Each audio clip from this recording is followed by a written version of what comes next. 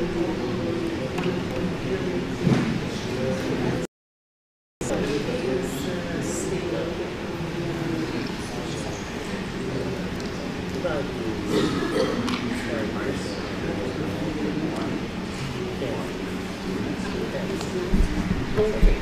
so I think we're good to get the process started and we see yeah.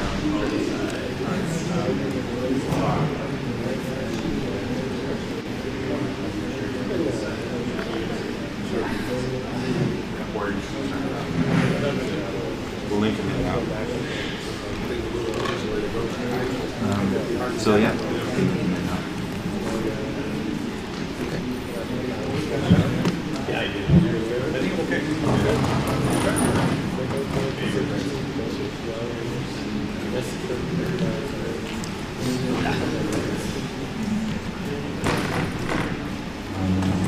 Will Ed be able to see us? Yep. Okay, cool. The camera will be here. Good. Might be a bit Hey, Ed. awkward.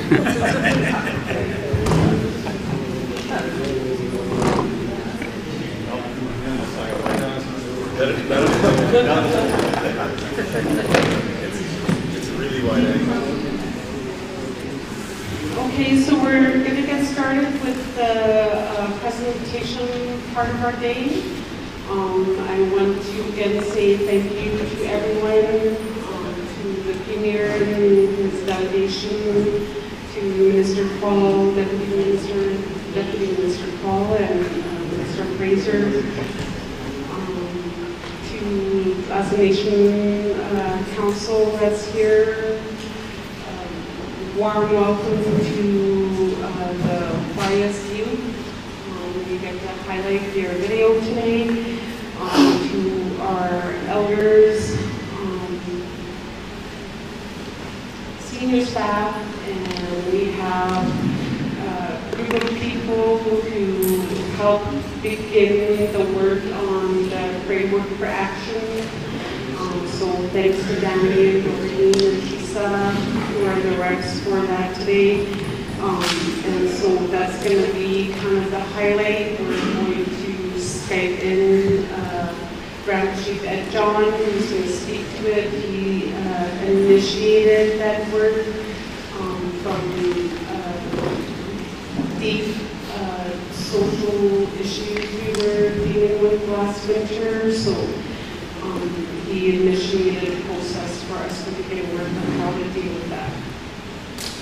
So to Hansel, John Prince Research Forest, to KO Holder reps, to Margaret, our principal here at Eugene Joseph School, and thank you to Paul, who's always been there and is here again to help, and to all our support staff that's here.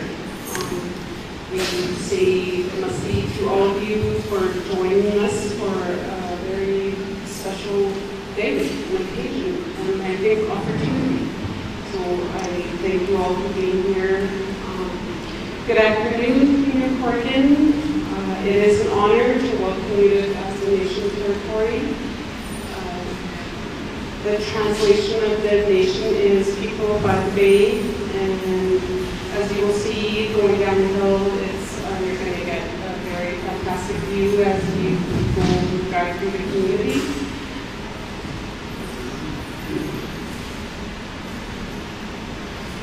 And I think that our ancestors knew time locations, and this was one of the areas that we picked to create a permanent community. So look forward to bringing you through the community.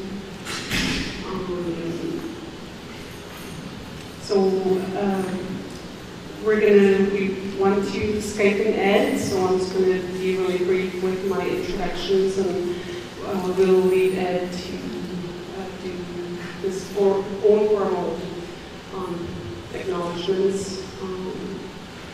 I also want to note that this is the first premier to ever visit our nation, and we're honored in the whole history of BC as far as I know. I know what an incredible busy schedule you must have for yourself and your ministers. And so we are very gracious for your opportunity to come to see our nation. So thank you for that.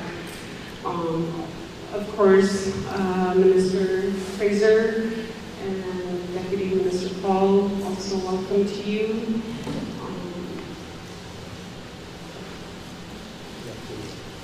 As I said, we're going to highlight a few of the areas.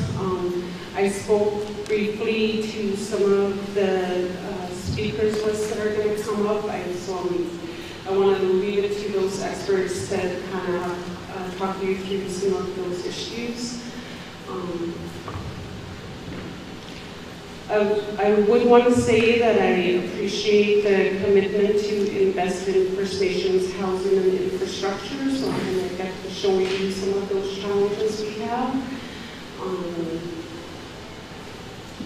And I think for too many years, being caught between federal and provincial disputes around financial resources for specifically on reserve infrastructure.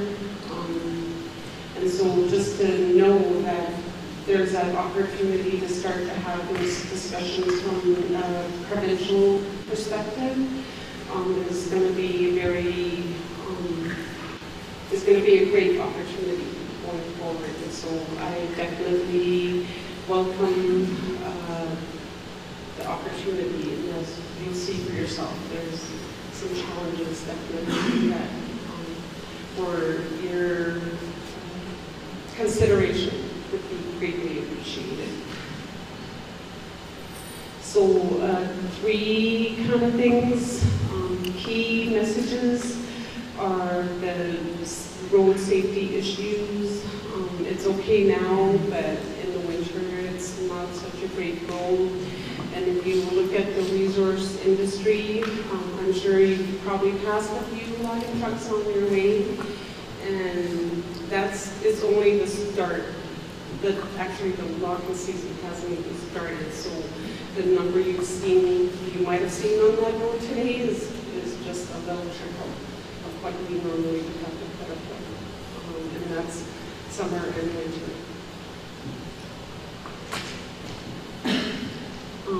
Ed has always been very passionate about our ability or the inability for us to have secure self-service.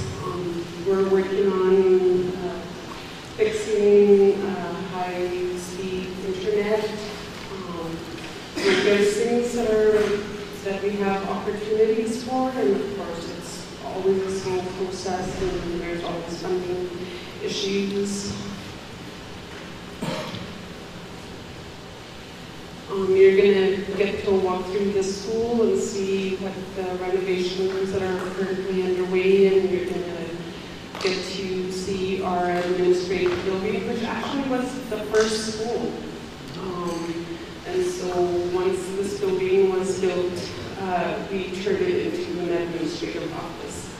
And it's quite old, so you're going to see some structural issues there. And I wanted to, our main solution, and I think the message to you is going to be within the Tl'azt'en framework for action. And without further ado, I'm going to call on Paul to Skype in Reggie John.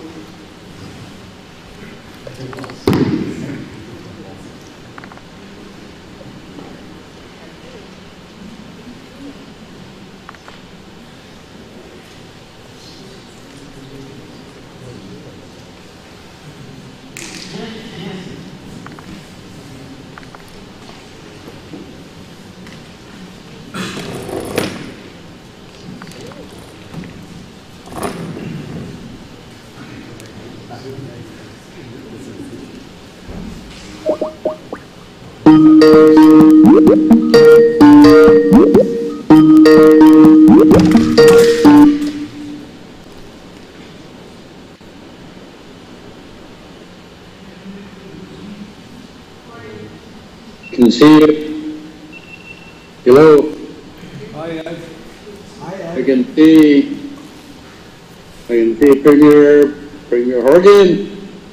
How you doing? I'm doing well, thank you. Good to hear your voice. You're recovering? Oh yes, 3 weeks. Yesterday was a big surgery day, so hey Scott. I have to say, I know that it's not said too often, but being one of these, many of our people in our communities who rely on the health services in the province, the health services in the Lower Mainland are exceptional. The staff, the doctors, the professionalism, without them I wouldn't be here today. And it's such a feeling of gratitude that we have such high level of expertise, experience and professionalism in our hospitals. Not a lot to say about the food, but everything else is exceptional.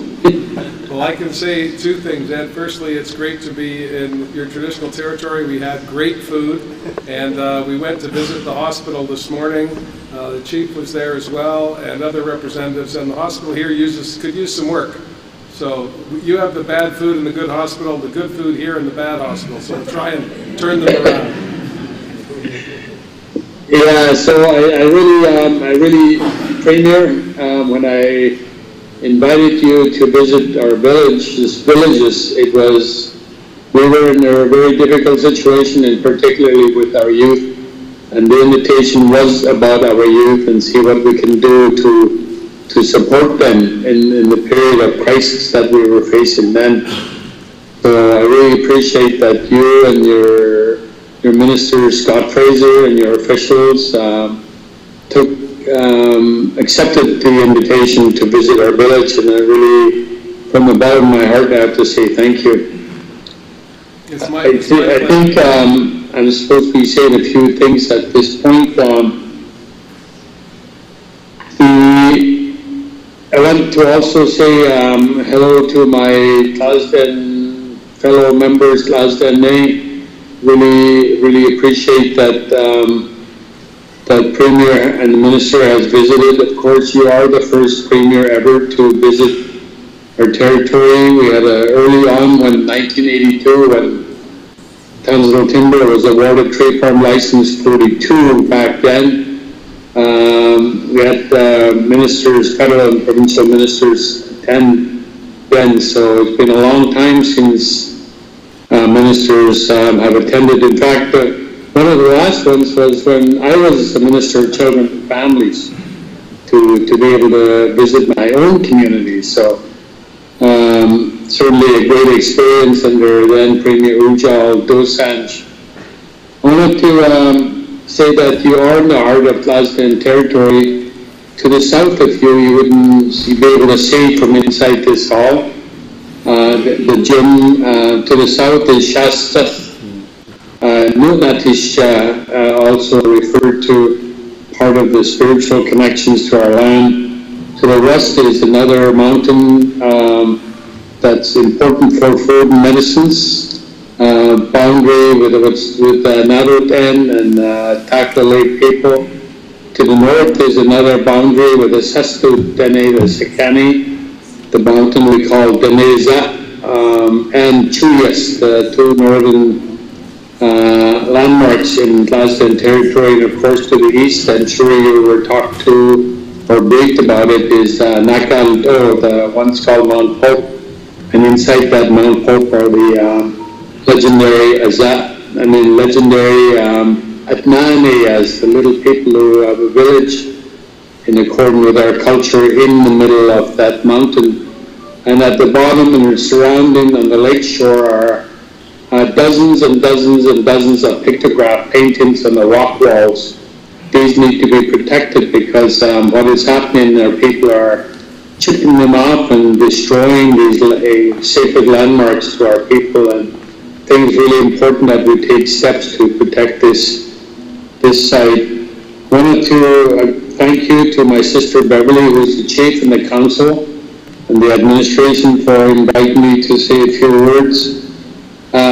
But basically around the framework, what Tl'azt'en's framework is going forward, but really building on the strengths that we have as Dakhel peoples. This work was started under our previous chief, Justa Monk, late Justa Monk, who we certainly miss so dearly. I would also like to acknowledge my own cousin William Pierre and his wife on the loss of their daughter Jean here in Vancouver just a few days ago. Last summer we met a number of elders who were, I'm sure, in the hall.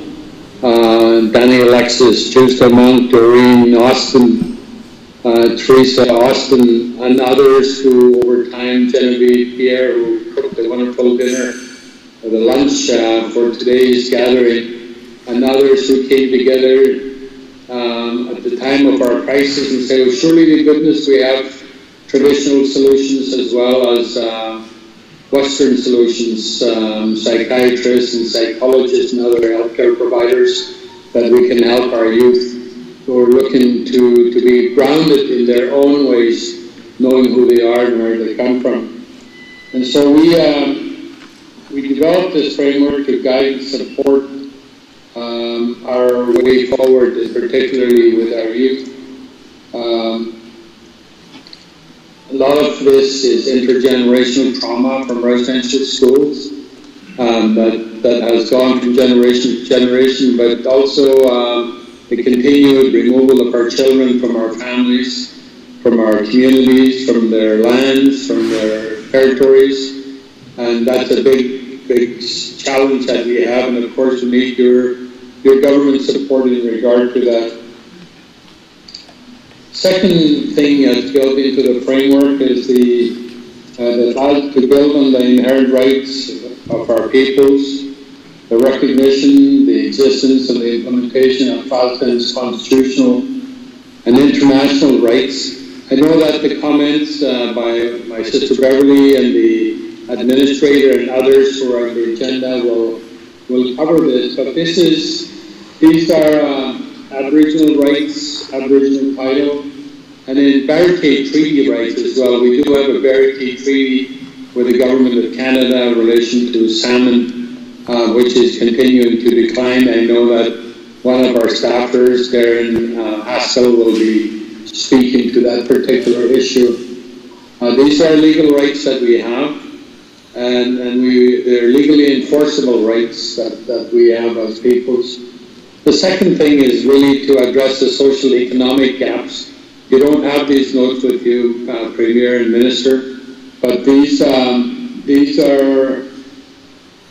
the challenges also in the framework is addressing issues such as poverty, the continued improvement, but still lesser than the provincial average in educational graduation rates, unemployment, housing, other infrastructure. Really want to thank your government for supporting the housing that you made the announcement, housing on reserve. As you may have seen if you've traveled through the community, the dire need for housing in our villages, all three of them, and how important that is. People to have access to basic drinking water, like Middle River's been on boil water advisory for a long period of time, and then the housing crisis that continues as with many other First Nations communities. So really, thank you for your government stepping up on this. Development is an important part of who we are. We continue to be forest resource dependent, as many other communities. The nearby communities, Fort St. James, Banner, Prince George, rely on the timber from our territories as part of their economic development, and we're not able to do so in the same way, and I think your government's taken steps to ensure that we benefit from the resources in our territories as well. And lastly, I want to talk about the very core pillar. There are 4 pillars in the framework. One is our language. Fluency in our language is absolutely critical. 2 is our culture. 3 is our lands, territories, and resources. And 4 is our own institutions, our PATHAT system, and how important it is to our communities, the continuation of that. Please ground our people, please ground our youth and our young people. So we have hopes that your government will help step up and provide support in the area of language, Daket language revitalization by helping us develop and support the Center of Daket language fluency. We have a base of about 70 fluent speakers in our communities that we can build on. If we don't do that, when one by one our elders leave us, we have one less fluent expertise that we have. So we need to build up the expertise of our elders, to be the first to be the instructors, to support our children's parents, to support the adults for them to become more fluent through master apprentice programs widely, and support, as I said, the development of immersion that will help begin. We have other peoples, other indigenous peoples around the world, the Hawaiians, who have, from the brink of extinction, have brought their language back to a point where now they even teach courses in Native Hawaiian at the university level, at the PhD level. There's no reason why we can't do that, but we need to have government support, both Canada and British Columbia.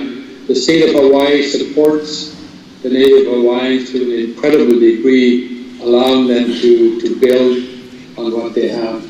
So, looking to see whether at some point we can discuss the issue of capital funding and O&M funding for facilities that would help us develop a center of excellence, as well as funding for programs that would allow us to do what I was saying earlier, the Master Apprentice Program, immersion. We have a good school there, we have good people there, we have a lot of language expertise that we can rely on, in particular our elders, and to treat them as experts in this area that largely tonight. So, Premier, again, and Minister Fraser, really appreciate the fact that you've come to our village, that school that you're in, that was built in the early 1990s. It was a hope and a vision that we had, that we would keep our children at home in our community so that they could be educated. Right now it's from grade kindergarten to preschool, kindergarten, and to grade 7. And the rest are bused back and forth every day, school day, to Port St. James. So I'm going to leave it at that. I really appreciate the opportunity to share these comments with you, and I really miss my community today to be there. But 3 weeks ago I was in an operating room, and today I'm very grateful that I'm recovering and doing well, walking and losing a lot of weight, mind you, but I think it's a good thing, and we'll be shortly in rehabilitation beyond recovery in the next probably 2 or 3 weeks, and that's I'm looking forward to that. So thank you all, and thank you, Premier, Minister, and to your officials. I see Doug in the back there. Hi, Doug. And to our community members, Chief and Council and Administration, to our elders as well. So must see.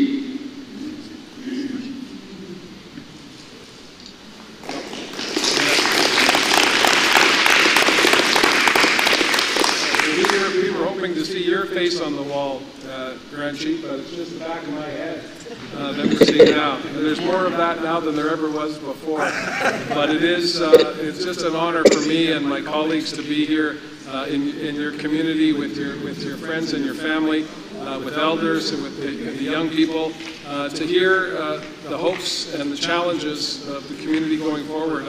I have to tell everyone assembled that it was in large measure your hard work and your continued advocacy for Indigenous people right across Canada, but particularly here in British Columbia, and most particularly here in your own territory. That's been the motivation for many of the things our government has done in the very short period of time that we have had. We've been 11 months as a government, and as you mentioned, we announced yesterday in Prince George at the Friendship Center, the first premier to ever set foot in the Friendship Center, which staggered me. That's a welcoming, caring place where so much good happens that there hadn't been a premier there before, but Barb told us that that was the case, and I was shocked by that. We then had a chance to go to Takla with Chief Terry Tiji to his territory, and that was inspiring. And we're here with Anne-Marie Sam from the Kasley and Don Bain from Tl'azt'en. And these are all people that are helping us, as you know, and you're helping us as a new government make sure that we're delivering on the issues that are important to not just your people, but all British Columbians. I just want to name some of them. We talked about housing, on reserve and off reserve. I heard we're going to talk about salmon.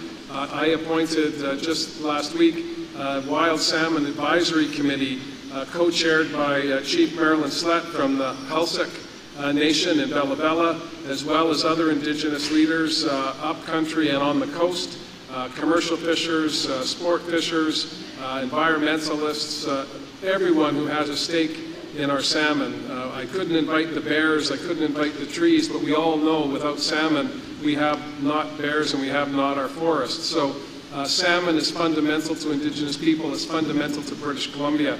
And again, through your leadership and the leadership of the people in this room, we hope to make progress when it comes to our wild salmon. We made the largest contribution ever to the First Peoples Cultural Council, $50 million, so that we didn't see Indigenous languages become extinct. And I'm an Irishman. My father was born in Ireland, and they speak Irish there, except for when they speak English.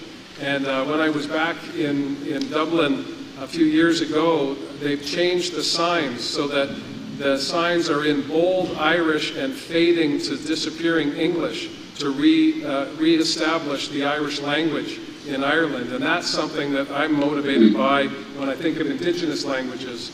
We need to ensure that our elders can pass on to the next generation, just as the Irish are doing now in all of the nations of British Columbia. And that $50 million that Carol James gave to the First Peoples Cultural Council will be distributed around the province to protect and enhance and grow our Indigenous languages. The Indigenous Law Program at UVic, again, you as a lawyer has inspired us to do that.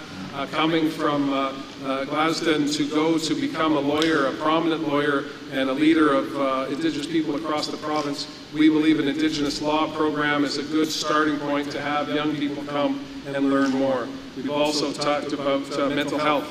We are the only province in the country that has a minister dedicated to mental health and addictions. Again, I believe in large measure, because of that which you passed on to me and others have passed on to my colleagues, that if we don't address the stigma around mental health, that we don't provide opportunities, traditional and modern, to address addictions, they will be the undoing of our next generation, as well as those generations that are around the table today. So these are things that we're working on. Lastly, UNDRIP, reconciliation, and Supreme Court decisions on rights and title, like Silcoteen and Delgamuukw and so on. These are all issues that you have repeatedly pounded into me, Grand Chief, whenever we have time together. And I want to say on behalf of my government, what we're doing is a direct result of much of the work that you've done. And I'm so pleased to hear that after 3 weeks off the operating table, you're losing weight and you're looking forward to getting back at it in September, and I look forward to working with you to deliver on the commitments that we've made and the promise that you hold for the people in this community and all British Columbians. So I raise my hands to you, Grand Chief, and thank you for inviting me, and thank you for joining me and my head on the wall here in the gymnasium. Thank you, Premier. I know this will come up, but in the area of force, there are two really important greatly habitat areas, three actually, that we need to consider. And my sister Beverly, who I see back, hi there, my beautiful sister. And I say that you're wearing the jacket that Mom made for you, our late mother. Thank you.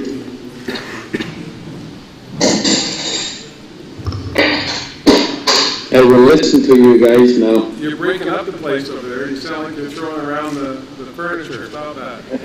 Yeah, there's another person in our house right now. Just came back in. Oh, it's Wendy actually. Oh, that person. Yeah, she's been my lifesaver. She's been with me every single hour since I came out, and I don't know what I would be without her. I mean, her support has been absolutely tremendous. So just so people will know that. Thank you. Thank you, Ed. We weren't absolutely sure we were going to be able to have a Skype capacity, and thank you, Paul, and all the others who made that possible.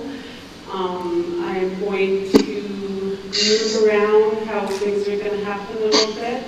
We want our kids to do a quick dance for the Premier and the Minister, and so we're going to allow them to do that now.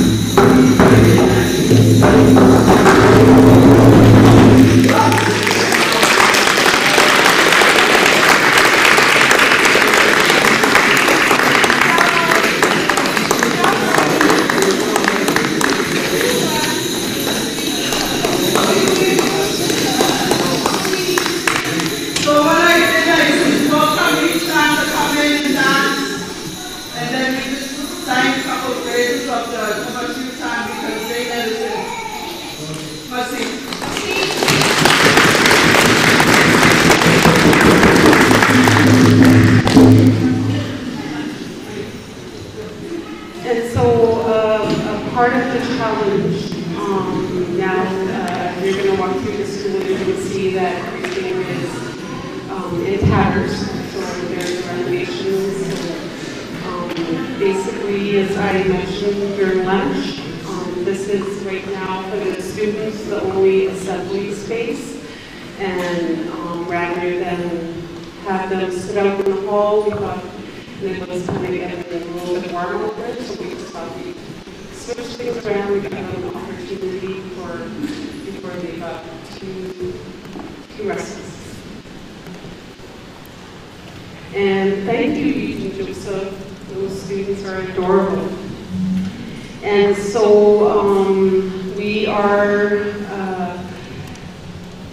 we have a timeline and some sticking points. I'm going to call on Renata Monk, the Executive Director, who's going to highlight just some of the, she has more in-depth knowledge of the real issues of Tl'azt'en, so I'll leave it to her to have to speak to those. Thank you. Honorable Premier Horgan, Honorable Minister Fraser, Chief John, members of Council, and other honored guests. It is a pleasure to welcome you here today, and as Executive Director, I would like to extend to you my greeting on behalf of the nation's administration. Over the past year, our nation has experienced change on many levels. This includes great losses and great happiness together as a community. We have worked with government to find creative solutions to our housing issues with our nation-driven tiny home project by creating safe and affordable living for some of our most vulnerable citizens. Being here yesterday, you announced the first of its kind funding initiative called the Building BC Indigenous Housing Fund. We want to utilize this fund to build sustainable multi-family homes to better meet our expanding population. Through job creation, hard work, and fiscal management, we continue to advocate for housing resources to meet the actual demand in our community. Over a period of 2 years, we have witnessed the reconstruction of our school after a devastating flood. And despite significant delays, closures, and less than ideal conditions, we have kept our school open and our children engaged in learning. Each day, close to 100 of our young people attend public school in Fort St. James. We have a strong relationship with the school district. And as a nation, we see how resources in the district are scarce. It is critical, however, that our children not be left out of the funding and support equation with the Ministry of Education, and we must, as soon as possible, initiate dialogue with the province so as better to meet the learning needs of our future leaders. We continue to work with all levels of government, including our own knowledge holders, the KO Group, on issues related to our fishing, our land, and our natural resources as a whole, to ensure that we continue to protect our traditional territory and exercise our authority, rights, and title as we move forward. We have worked successfully with the province on the construction of roads in our area to serve our communities better, and now call upon the province to facilitate better road safety, access to community, and safety maintenance to prevent further loss of life. As a nation, we are open for business and are looking forward ways through the reconciliation process to engage all levels of government on innovative, sustainable, and profitable ways to stimulate our economy. We look to the province to join with us in economic development opportunities so as to meet your obligations towards the creation of jobs and to strengthen our economy in partnership with British Columbia. As you know, over the past 14 months, Tl'azt'en has navigated its way through a serious community crisis involving our children, youth, and young adults. The challenges we have faced and continue to face cannot go without mention. We have worked with all levels of government to create integrated community health, mental health, and wellness service through the application of Jordan's principle. This temporary funding, however, is not a sustainable solution. We are seeking a long-term solution in partnership with Canada, the Health Authority, and the province to better meet the needs of all of our citizens. Wait times with the province for primary health care, specialized care, and mental health services are unacceptable. The ability to access critical health care services are limited. Our local hospital is routinely on diversion. Many of us do not have a general practitioner. Emergency help can be hours away with PC ambulance and the police, and this must change. We continue to work with the government of BC on ways to keep our children in the community where they belong. We call on the province to work more closely with us to create safe spaces in the community, to engage in prevention versus reactive intervention from MCFD, and to adequately fund child and youth mental health services in our region. We must, as a nation and as a province, find new ways to support our children, youth, and families. We must think about how to do this differently and proactively, and the time to do it is now. Mr. Premier, as you tour our community today and meet with our people, I know that you will see the resilience in each of us. This power comes from our deep ancestral roots, identity, and strength of family.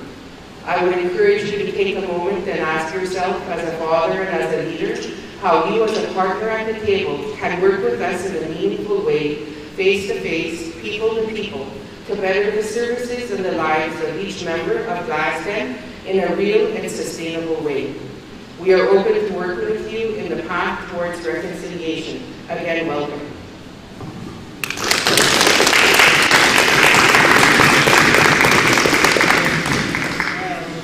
Thank you so much, Renata. And I'm going to call on John Weil and Alex Kerr, please.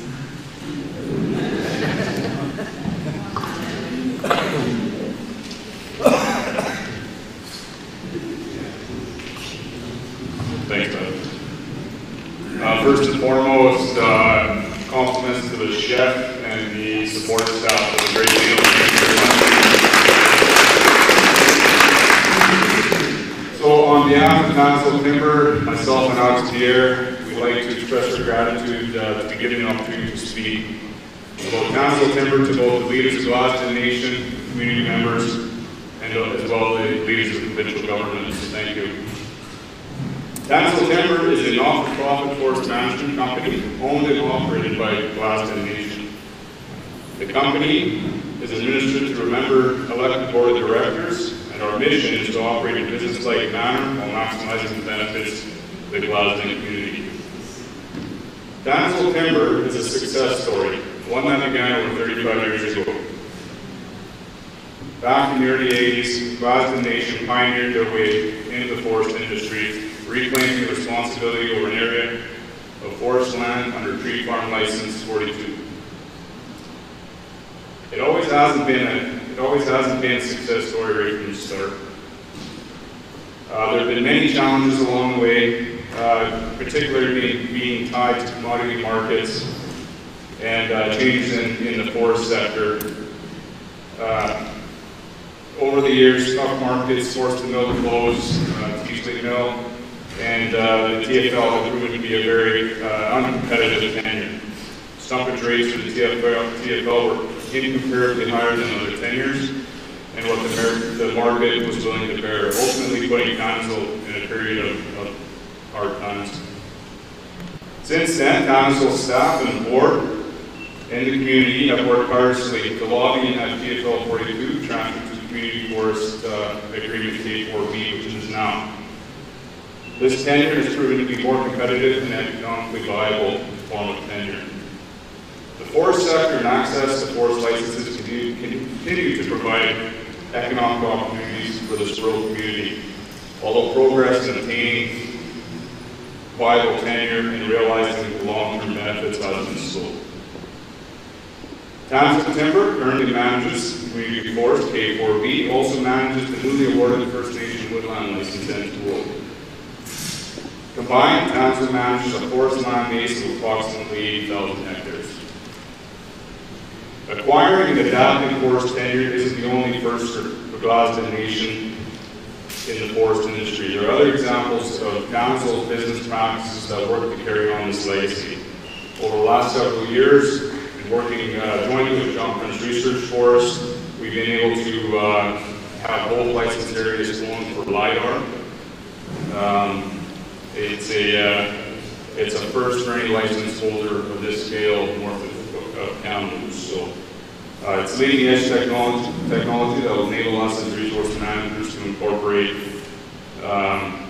much better information into our planning and forest practices. We're also working jointly with JPRF, and I don't want to steal the thunder for Dexter there, but working with them on moose research, specifically called the moose study.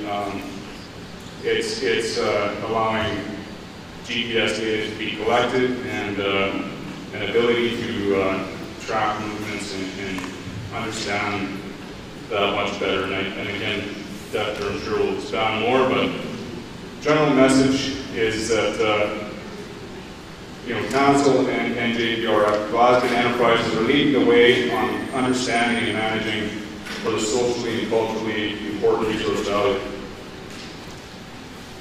So taking on this initiative is a first, and there are further plans of upgrading these collars.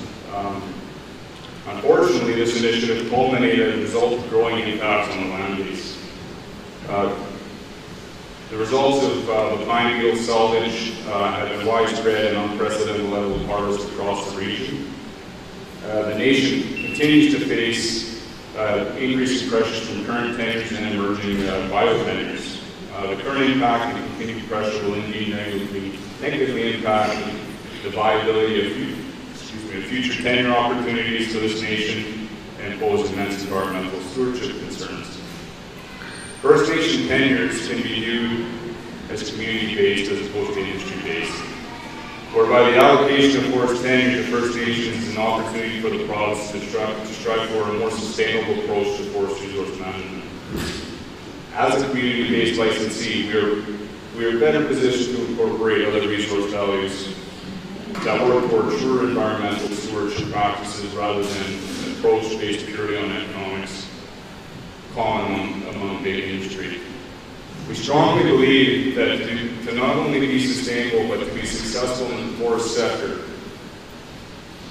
we will need to be resourceful, become more integrated, and have access to opportunities not only in the current marketplace but also in the emerging biofiber markets. To achieve this, we would ask from government to support further advancements on forest tenure, including bio-tenures, incentives to partner with industry and co-management of current tenures and forest resources, support volume transfers and expansion of current CFAs, and I think importantly here, support training and development of community members. For instance, Tl'azt'en is in a unique position where we operate much like the industry licensee. We're connected and able to recognize trends and shortfalls within the industry. There's a shift in the industry right now. Longer haul distances, demographics are all changing. So there's a real demand and short supply of workers. So there's a resource within the community, within its membership, that needs to be supported, to be trained and gain access to meaningful employment in the forest sector in a variety of ways. Tl'azt'en Nation, with its established forest management company, is well positioned to manage broader land base and incorporate a much broader range of values. Beyond managing tenures, there's opportunity for council, with its foundation in forest management, to become more diversified and integrated in the forest sector with support from government and industry. Thank you.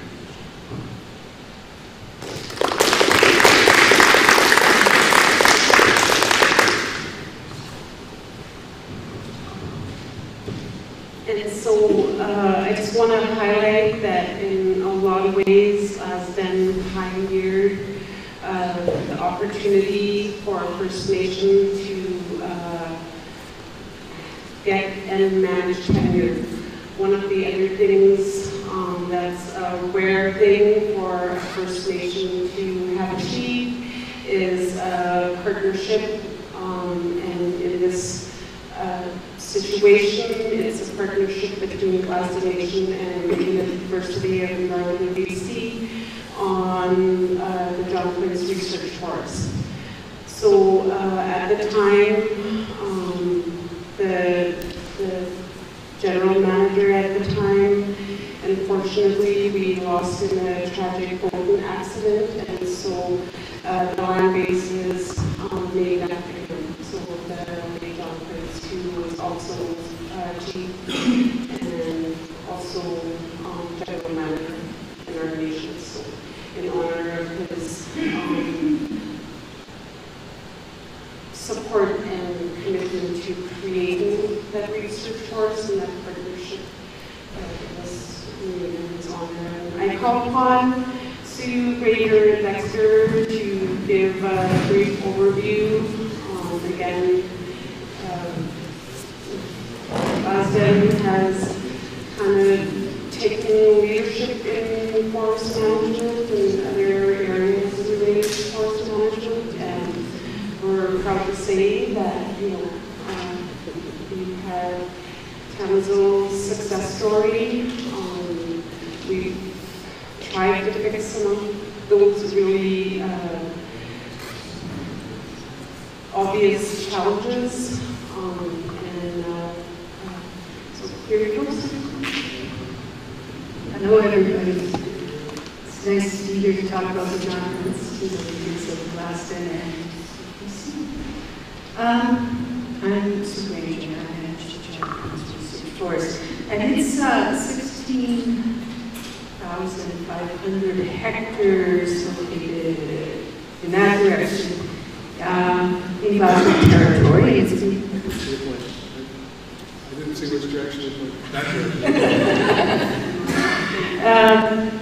It's been co-managed as a research and education facility by Tl'azt'en and UNBC for more than 2 decades. And the intent of this partnership has been focused on developing innovative approaches to natural resource conservation and management that combine both First Nations, traditional, and Western scientific approaches to understanding the natural world. And that's been a theme on many research projects over the last 20 years.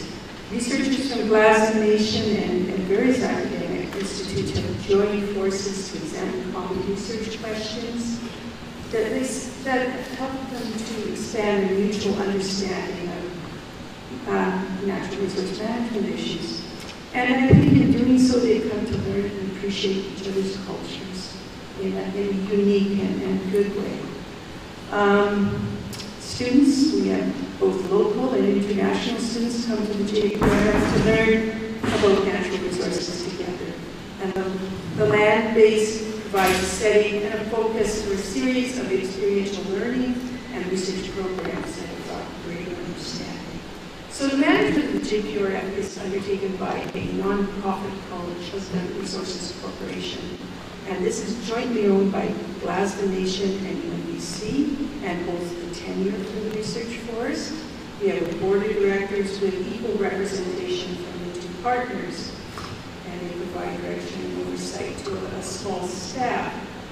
Now, wanting to talk a bit more about the types of research we've been doing, so I'm going to hand over to our Director of Research and Education, Mr. Potter. Yes. Thanks, Sue. It's great to be here, and thank you for coming to visit. And, Sue talked a bit about the partnership of the research forest, and it took some time to establish that, and build that relationship, and build that partnership. And we've been in existence for a little over 2 decades, but the first decade was largely based on social, community-based research, trying to figure out what was important for the community and what the focus of the research should be going forward. And one thing we found, and I think people have highlighted today, is that forests means a lot more to Tl'azt'en than to the folks who think about timber. And so timber is important, but there's a lot more other values in forests, and that's what we've been trying to understand and come up with creative management approaches to those things. And wildlife are integral to Tl'azt'en, and so we've been trying to do research that helps us understand wildlife ecology better, but at the same time coming up with solutions, creative ways to manage forests. So in the early days, a lot of social research, and then it turned over into a lot of land-based natural science research. We have developed and established a long-term wildlife monitoring program, which is intended to look at changes in wildlife populations over time. And so we use new technologies. John mentioned LiDAR, which is an excellent new tool that's allowing us to understand things we couldn't really map before. But we're also using things like we have a grid of remotely activated cameras in forests. We have 66 cameras out there that monitor animals year-round. And year-to-year, we've done a baseline study of that, and now we replicate it every 5 years. We're trying to get a sense of how things change over time as the landscape changes. And one of the big challenges being the results of pine beetle, and that's sort of that increase in salvage logging. And we haven't really, we talk a lot about midterm timber supply, those issues, but we don't spend a lot of time thinking about midterm habitat supply and what that means for the animals in those forests. And so we're trying to understand that. As John mentioned, we have we're one of the provincial study areas for moose. There's a very big moose project that's driven by problems. Tl'azt'en secured a lot of matching funds to do this as well. We've got 50 GPS collared moose, and we're really learning a lot about how those animals are interacting with forest and forest development. But we work with all sorts of animals, from hummingbirds to moose and grizzly bears, and everything in between. So it's really trying to get a sense of ecological communities, not just certain wildlife species, and how these species interact with each other. And we're starting to be able to build models that allow us to additively look at habitat needs for all of these animals. And we're starting to see there's certain parts of the landscape that probably should be treated gingerly. There's some centers of biodiversity on the landscape. And as we continue to look at how populations change over time, we'll get much better at managing those populations. It's not too late right now. We still have incredible wildlife populations. We just have to do a better job. And I'll end there. Thank you so much.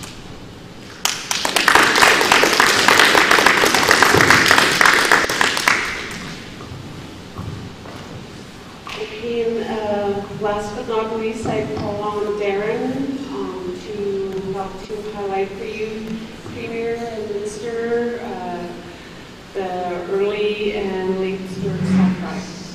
It's a main staple in our diet, and I will get Darren to speak on that matter.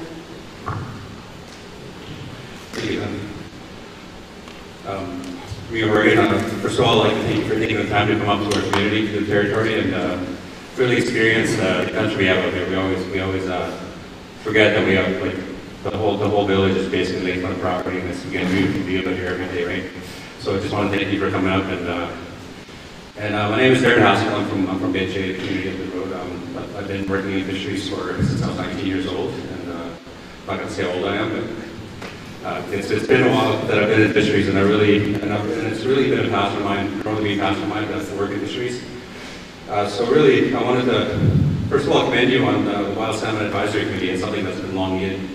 As you know, fisheries management is very complicated, and it affects everybody throughout the province, along with Fraser River. We have over 200 First Nations communities, and I'm pretty sure nearly all of them depend on fish in some way or form. So I'm really excited to see what kind of work comes out of this advisory committee, and I'm really excited to hear your announcement on that. Right where we're at, we're about Tl'azt'en Nation is about 1,100 kilometers away from the going to the Fraser River. So we have two sockeye salmon runs that travel through our territory that our community comes on. It's the yearly Stewart that starts in, that arrives usually in mid to late July, and the late Stewart comes later in August. So at the end of the run, the very tail end of the run, which is Driftwood River up in Taco Lake, it's about 1,400 kilometer journey for these salmon to get up here. And so part of what we want to do up here is just try to make sure that their spawning beds are as pristine as they can be, you know, because that's the part that we can't control, is try to protect that. And really, we've faced a huge decline in our stock numbers over the past 2 decades at least, if not more than that. In years past, we've had years of over 1 million sockeye in just the early Stewart run alone. But the largest run that I've seen since I've been working up here is about 200,000 for the early Stewart, which was back in 2001. And in the past 4 years, really the largest run that we've had was about 86,000, and that's considered a large dominant run now, which is the norm for us. But we've also faced on a historic low of early Stewart. We've had a year in 2012 when we've only had 756 spawners out of our 52 streams that we monitor. So we have an AFS program where we do monitor these streams. We have 56 streams that we monitor, and 758 total fish in a certain year was really, that cycle year was where we were scared that was basically going to go extinct. And it really opened everybody's eyes, not only up here, but along the Fraser River when those numbers came out. We received a lot of support from First Nations along the river to kind of keep out of the waters, to try to protect our runs as much as they can. But it's just been an uphill climb regardless. The second run that we have, the late Stewarts, are basically river spawners. Is where we get our bulk of our catch from. But even with that run, it's been on a steady decline. If you look at it on a graph, it's a downward slope, and it's been more and more heavily impacted by ocean production and climate change and just en route mortality on the way up here, right? So really, we want to really just highlight that for you and then show you how much of an impact is having on our society. Our nation here has up to an 85% unemployment rate. So the dependence on these traditional foods, our traditional foods, the fish, the moose, the bears, everything like that, is really of vast importance to us because not everybody has the money to go travel to town and you know spend $200 on groceries every week. So that dependence becomes that much more important. So our two salmon runs have been recently listed under COSEWIC, and they're under assessment for SARA listing as endangered. So under COSEWIC, the Committee of Wildlife and has listed them as endangered. So the only two runs that we have are under review for listing under the species at risk as. And that will have huge implications on our fishery and huge implications on other First Nations along the Fraser River. Really want to talk about some of the impacts that we're having on our streams themselves. The heavy amount of logging that's been happening in the territory, and with a lot of the districts really running out of timber and fiber, there's a big target on the Forest and Game Forest District. We're facing a lot of pressure from people coming as far away as Quesnel and Houston and Prince George to come over here for the logs that we have. And with the cumulative effects of all these clear cuts happening around these watersheds, it's really starting to affect the freshet, the timing of the freshet and the magnitude of the freshet. It's really, we've noticed that the freshet is starting to happen 2 weeks earlier, and it's not as prolonged, whereas in the past the freshet could happen for 2 to 3 weeks and then be stretched out. Now we're seeing it happen within a week. We'll get a big warm spell, and then the freshet will happen. And, you know, that could clear out eggs, that could kill eggs, and that can really cause a lot of issues for us. So some of the work that we're trying to do up here is we have some water quality stations where we monitor turbidity, pH levels, and dissolved oxygen levels, and that's some of the work that we're trying to do, just to keep an eye on our watersheds up here. We also work with the province to have 5 of our watersheds designated as fishery-sensitive watersheds under the fishery-sensitive watersheds legislation. We work with the Ministry of Environment on that, so that's some of the additional work. But in terms of habitat work, no habitat work has been done up here in over 15 years. I think we did Leo Creek back in 2002, which was taking out some logs, and it's back to what it was before. So I mean, the attention to the habitat has really been lost, especially after the changes to the Fisheries Act and basically getting DFO getting rid of the habitat branch and replacing with a fisheries protection program, which really our only habitat office that we had was at Prince George, and the 4 people that worked there were reduced to 1, and now the 1 person was Williams Lake, and now she's retired, and the only person that we can work with DFO on habitat is located in Kamloops. So it really shows the lack of resources that we have when it comes to habitat work, and it's something we really want to step up, and something we really wanted to continue and just keep these spawning beds as pristine and as clean as possible. You know, after that 1,400-kilometer journey, we don't want to impact them any further. I mean, this is the one thing we can't control are the streams in our territory, and that's going to be our focus. We can't control what happens in the ocean, can't control what happens downstream, so we're gonna do our best to control what we can, and that's going to be our jobs up here. And you know, we're hoping that you can support us with those initiatives, and you know, provide additional funds to because what we want to do is do habitat assessments on all of these streams, all the 3 streams that we have in our territories, so we can identify priority areas that we can protect and enhance at least. And you know, I just really want to thank you for your time, and I just really want to highlight the importance of salmon to the community and the issues that we're really facing. It's a combination of issues, and we're not alone when it comes to sockeye, but these are issues that we feel that we'd really like to work with you in the province to really address and really bring the stocks back to their former glory that they had. We hear stories from when my father was a kid. You could walk across the stream on the backs of all the sockeye in one of the streams, right? And it's been years since we've seen anything close to that. So I just really want to say thank you for your time, and I just wanted to share some information with you. Thank you.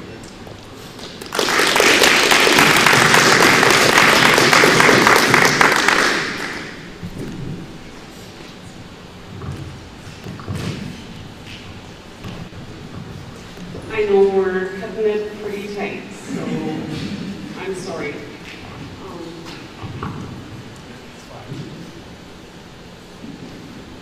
And so I think last but definitely not least are the youth.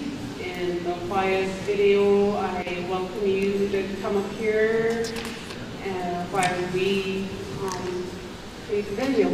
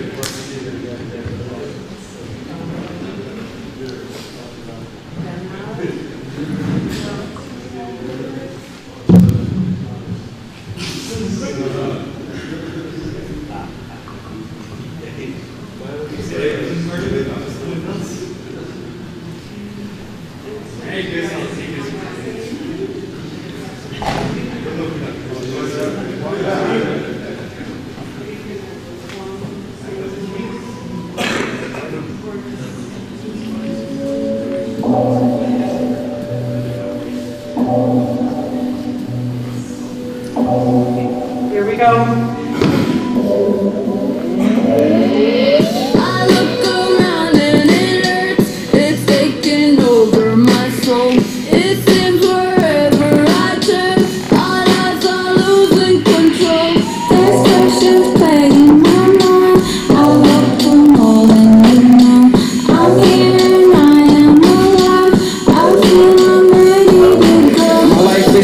Struck down from the struggle. I'm motivated, but our history has me troubled. Knowledge is losing its meaning. We have listened, there's spirit in the land, and we have the clan system. The truth blows me into the trees like cold missiles. This dark cloud hangs over us like smoke signals. Heartbeat of a leader, I'm an Indian warrior. Thought, trust and loyalty is all that we got. They took our land, but not traditions and culture. There is a struggle.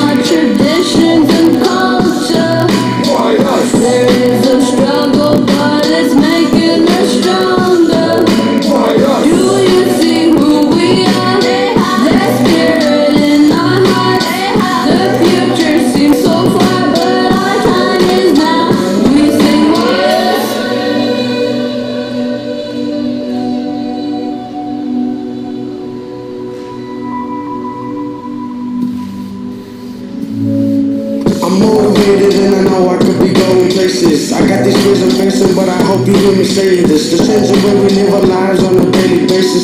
Follow my footsteps, I'm fine, I hoping I'm leaving traces. I wanna be an inspiration for this generation. Faced with the missing and murdered woman, it's devastating. I wanna see my people prosper with no explanation. It's gonna be a chance to quiet the frustrations.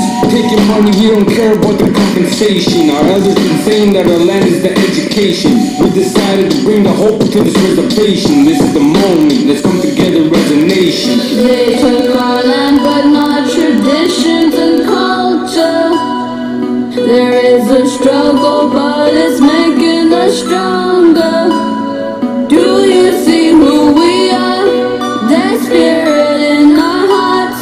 The future seems so far but our time is now. We sing warriors. They took our land but not traditions and culture.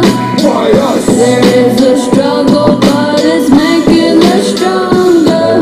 Why us? Do you see who we are? That spirit in our hearts. The future seems so far but our time is now. We sing warriors.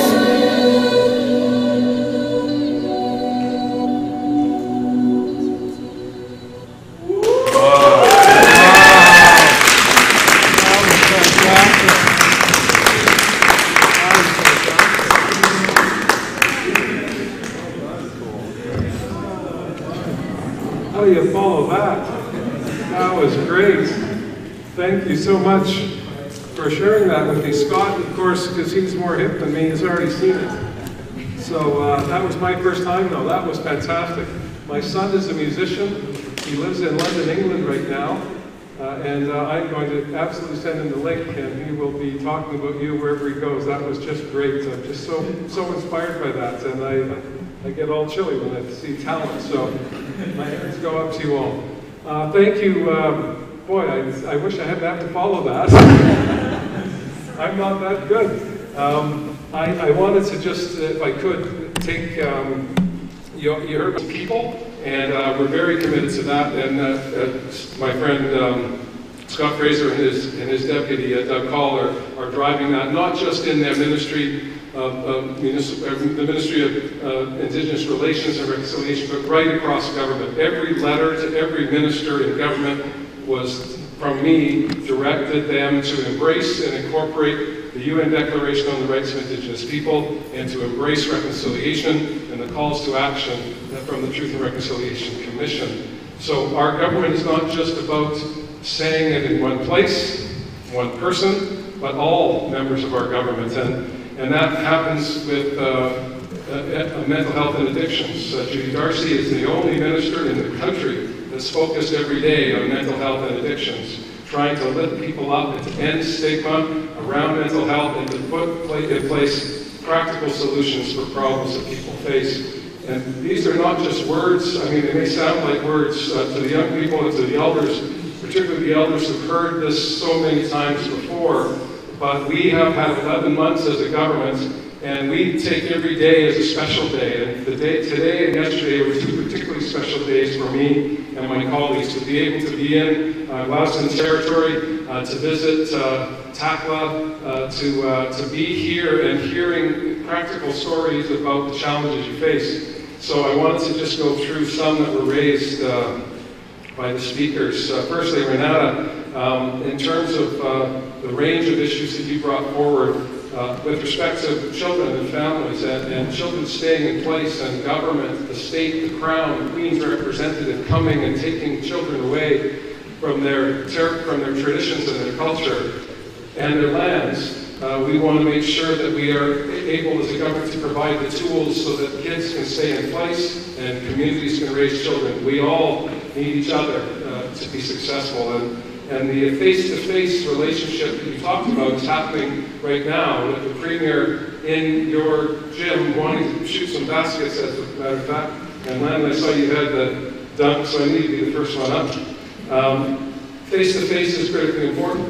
And that's why Ed appealed to me to come to the territory, to come to your community, because if you can look at someone and hear their commitments, hear their concerns, you marry those together and you'll have success. So I'm committed to doing that, and I'm grateful for the community coming out out today to help us with that. John, on forestry, again, we can't put the genie back in the bottle. We can't put the trees back on the land. We can't take the resource that belongs to the people of this nation and give it back. But we can make commitments going forward that we will be there as a province to share the wealth that is here today and the wealth that will be created in the future. And that, in large measure, Dexter and Sue, is about how do we use the land not just as an instant bank machine in logs, which is what we saw truck after truck after truck going by, but how do we take those trees and create more wealth and more opportunity from them, adding more value to every log, and making sure that we're not wasting any of our forests as we look to a diminished fiber basket and a whole bunch of opportunity that goes somewhere else. Scott and I come from the coast, and the coastal forest industry is all about taking logs and sending them somewhere else. And in Scott's community of Port Alberni, they have log trucks, as many as you see, coming down the roads, arriving in Port Alberni and dumping the logs between a forest operation that's about to close and an operation that closed some time ago. And those logs are not going to those mills. They're going on a barge or on a boat somewhere else. Those are our resources as British Columbians. In Tl'azt'en territory, those are your resources, and we need to steward them effectively, and we're committed to making sure that the changes in forest policy that are needed to ensure that the forests are not just a fiber basket, but a place where animals and people live and coexist with nature, and where we can also create wealth and opportunity and employment. So we're going to be moving in that direction. I'm grateful to hear of the partnerships with UNBC, and I know working on the land with tenure holders and big companies all around you is a difficult business. And we heard certainly in Tackling yesterday that they'd like to see a little bit more wealth remain in their community than is going out, and we're going to do our best on that. And lastly, Darren, on salmon. Again, Scott and I are coastal dwellers. It's easy to fish at the mouth of the river. It's really hard to fish 1,400 kilometers from the mouth of the river, and we see a diminishment in resources. I was with the Cheetah people. They're the Chalmette people south of where Scott lives, at the top of my constituency on the west coast of Vancouver Island. They invited me last year to go and participate in their ceremonial fishery, and the entire village came out, young ones, elders, and to see a 3-year-old with a 20-pound coho on her chest that's flapping away and hitting her in the face, and the laughter, the genuine laughter coming out of her, and the laughter of all the elders and everyone in between, because of the relationship that was being built between the salmon and the child that was going on, has been going on in your community for 1,000 years and better. That relationship is more than just food, it's more than just an economic activity, it is about who you are as a people. I firmly believe that, and I am desperately moved by it. And I created a committee on weekends, last weekend. Didn't just do it last weekend, it took a long time to get there, but directly to make sure that we all were able to speak to Ottawa about what we believe we need to do about our wild salmon. And it's not about a commodity, it's about a cultural identity for British Columbians, all British Columbians, Indigenous and non-Indigenous. Salmon are who we are. Certainly from my youth, from Scott's youth, and everyone in here have been connected to salmon. Hey man, wake up, it's getting better. I'm going to start singing in a minute, it's going to be good. With that, I want to also say, Darren, you said the fishery is very complicated. And someone once said to me, fishery policy isn't rocket science, it's way more complicated than that. And it is, because there are so many people involved. Commercial, sport, indigenous, community, the bears, the eagles, the forests, everything has a connection back to the salmon. And we have to recognize that. And we all have to come together with one voice to say to Ottawa, we need to manage this together. So, Darren, I was moved by your words, and I'm going to work very hard in the time I have as Premier to make sure that the salmon are not just thought of as a secondary issue, it is a primary issue to me. And lastly, on education, this is to the young people. Education is really, really important. Every day is an opportunity to learn about the world around you and the people around you, and every day that you learn something is a good day. I've learned something today, and I will hope to learn something tomorrow. And you need to get up every morning and think, how can I learn something today that will make me a better person, will make my community stronger, will make my people stronger. And we are all very much desperately counting on you. No pressure. But you demonstrated you can do a spectacular thing once, you can do it again and again and again, applying yourself. And so I have a gift that Scott or Evan can bring it over, and it's in really small print, so I have to read it with my glasses on. It's a piece of art from my territory, the Tl'azt'en Nation.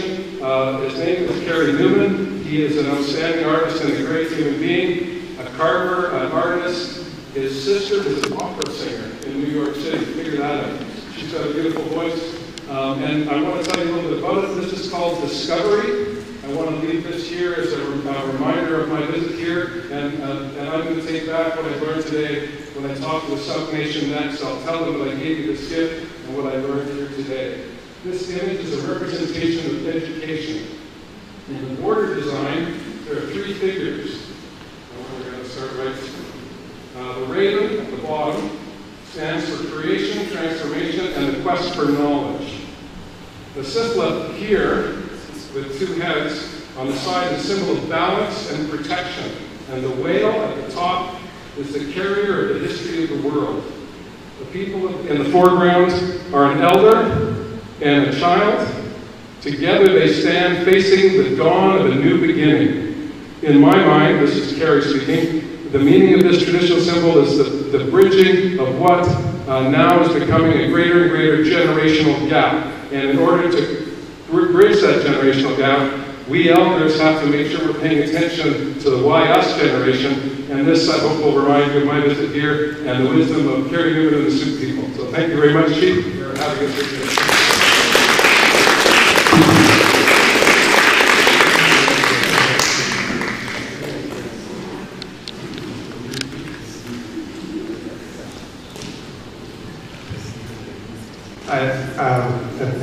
And thanks so much for asking me to say a few words. I haven't much to say after the Premier made his comments, but first of all, Tl'azt'en, thank you for inviting us to this amazing territory. It's been such an honor and moving experience for all of us to be here. We'll take back what we've learned from all the submissions today to our colleagues in the legislature to make sure they're part of our decision making, and we'll continue to work with you. And it's Dexter. You mentioned the colleagues and the tracking the moose, 50 moose with colleagues, and you mentioned that you're tracking everything from hummingbirds to grizzly bears. And I was just wondering how you put a collar on a hummingbird. That was just, I think you might hold them down a bit, but I just want to get to the young people in this video. I just want you to know, none of us had any plans to do what we're doing now. Like nobody gives you training to be an MLA, to get elected, to get to the place that we somehow got to. But still, I wake up in the morning going, oh, geez, we're government. But we need Indigenous youth representing British Columbia. And there's no reason that any one of you can't do what we're doing right now and do it better than we're doing. Have a perspective that will be more powerful. And I had meetings 2 months ago with First Nations leaders in Prince George, and a phrase was used, we need to do constructive damage to the status quo. And I look forward to all of you guys doing constructive damage to the status quo and making all of our lives better. Thank you. No pressure. And I'm going to call on Councillor Gloria Duncan and Councillor Tl'azt'en, as we also have gifts to present to you. So thank you very much. It's a beautiful gift. We'll treasure it. And so we have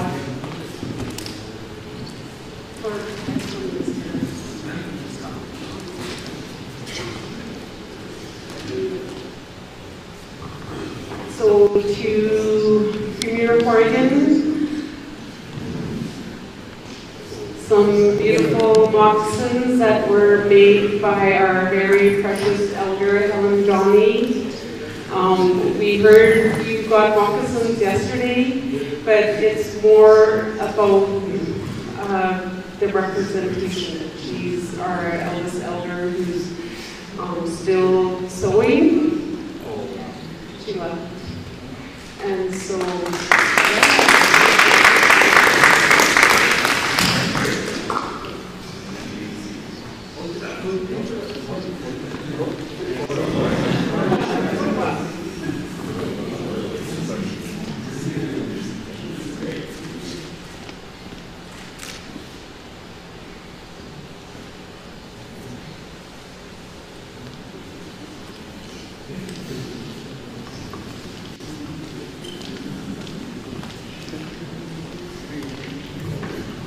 and Leslie has a print for Minister Scott Fraser. This, oh, fantastic. And so this is a selection of prints off the pictographs on the rocks. Oh, we were hoping to go to another fly log. Oh, that's spectacular. Thank you so much.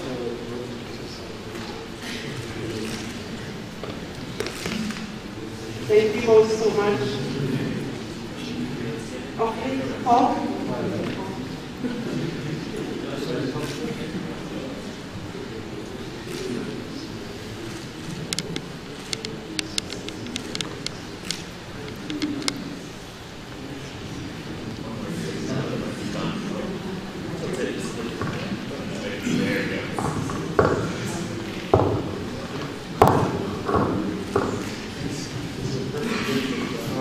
Thank you so much. Yeah, that's what I'm interested in. Hello. You won the Tata yesterday, I guess, eh? And did you went up to Liverpool Road by vehicle or you fly? You flew, so you didn't see my blockade? Hey, what's the matter with you? Should I see it? I'll wait for you up here and shake your hand. Make things happen. Yeah. But anyway, I'm trying to make it short. Is the reason why we've got the blockade going up there and trapping workers or trappers. And I've been trapping since I was a little boy, you know, and my grandpa died 107, and I turned 66. And so, but I got 22 grandkids and 2 more great-grandkids, and I'm starting on a road for them to make things happen for the next generation. And I hope they don't suffer out like I did. And the reason why we're there is because everybody talk about just what I was going to say earlier, but it's about the trees, fish, and moose and that. But the thing is when the loggers, when all the governments give the license to the loggers, the licenses, I think they're giving out a little bit too much. And when they want to do logging, what they're going to do in 5 years, they do it in 2 years. You know, they got 200-300 logging trucks in the winter time when there's no dust, you know, they just give right? But I hope somehow we'll get back some kind of compensation for some beach and something comes back to the reserve so we can make things go forward, keep going forward, because we're just, everything is promised, it's kind of nothing's been happening. So, but I hope, and I'm really happy, really happy that you guys should come here, and I really appreciate it, and I hope you guys come again and just make things happen, and more stronger, and maybe I'll have a bigger canoe. And when I was a kid, I used to put a little water on here, and I used to play around on the shore. But you know what, I'm still making these things here too, and this is for you, for me.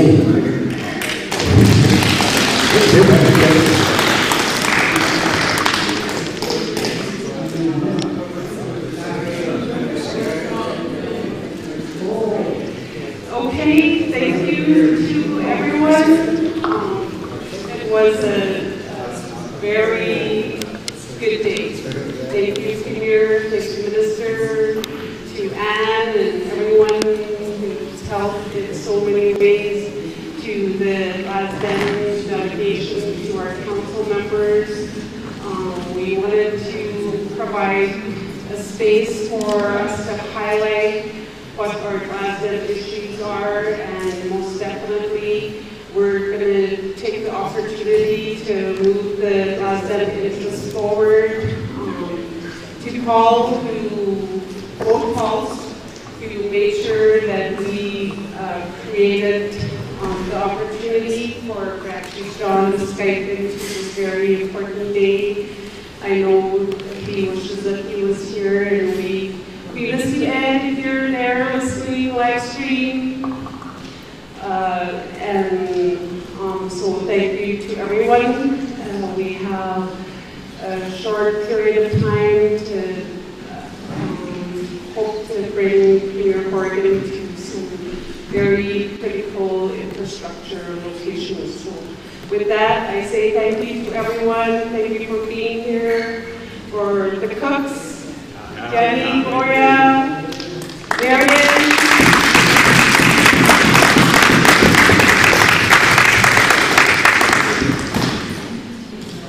Amazing meal, and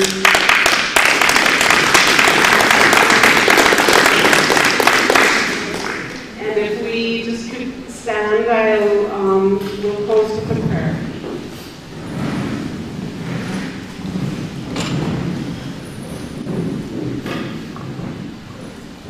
Father God, great Creator, we thank you for this day. And we stand and we humble ourselves before you, and we ask for your guidance for the rest of this day. And we ask you to bless the Premier and all his staff, Mr. Fraser, on their journeys through the interior, and ask you to bless their journey home. And we ask also for special blessing on their families, and we also ask for special blessing on all our Tl'azt'en, wherever they may be,